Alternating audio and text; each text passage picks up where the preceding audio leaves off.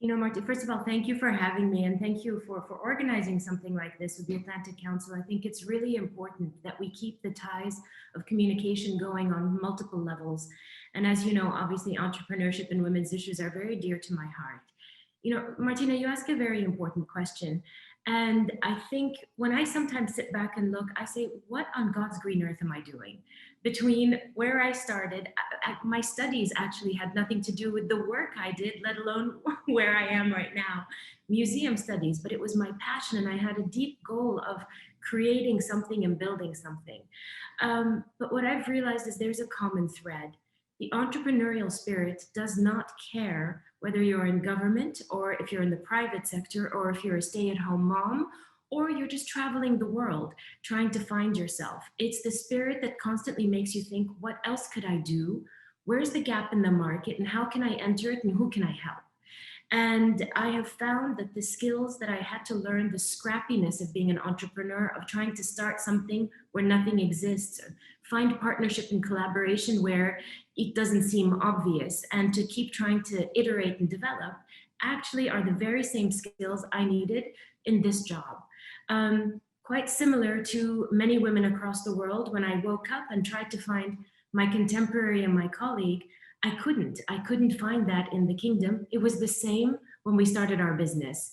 The difference, Martina, which when we first met, funny enough, was in an airport. We were waiting for Secretary Pompeo to arrive because, that's just how life happens when you join the world of politics. You come, you go, and all of a sudden you meet fantastic people everywhere. And you have to be open to the opportunities. And the opportunity I was open to was what could I learn and how could I engage better? Vision 2030 changed everything for me because I experienced, as many of the women in this room have, if they had started their careers in the days where really nothing was available to us. We were scrappy, we tried to figure it out, we used whatever resources we had, we worked with the regulations as limiting as they were. But today, when I look at these young female entrepreneurs, the challenge isn't regulatory anymore. The challenge isn't really even financial anymore because the opportunities are there for financial development and support and growth. Mentorship is available. The limitation today is your dream.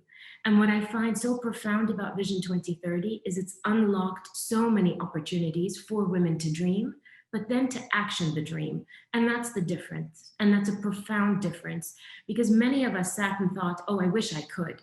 But today you actually can. Whether it's the regulations on female inclusion in the financial sector, retail sector, community and society as a whole, you've seen it, Martina, it's a fundamental shift. I turned 46 2 days ago, and when I first started in the year 2000, I was a dreamer, and I realized all the women of Saudi were dreamers, but the most compelling element in our core as Saudi women is that we persevere. We persevere even in obstacle, and we're like the water that goes through the rocks. We'll find our way. But wouldn't it have been wonderful is what I thought when I was younger. The rocks and the obstacles weren't there. And what I can tell the women in the room is you will always face a challenge. But we have worked so hard, and the we I'm talking about is not myself. It is the women who have come and worked for the past 20 to 25 years to get us here. And it's the men and women who have been working within the government sectors across the board to make this vision be real. And it's all under this leadership of youth.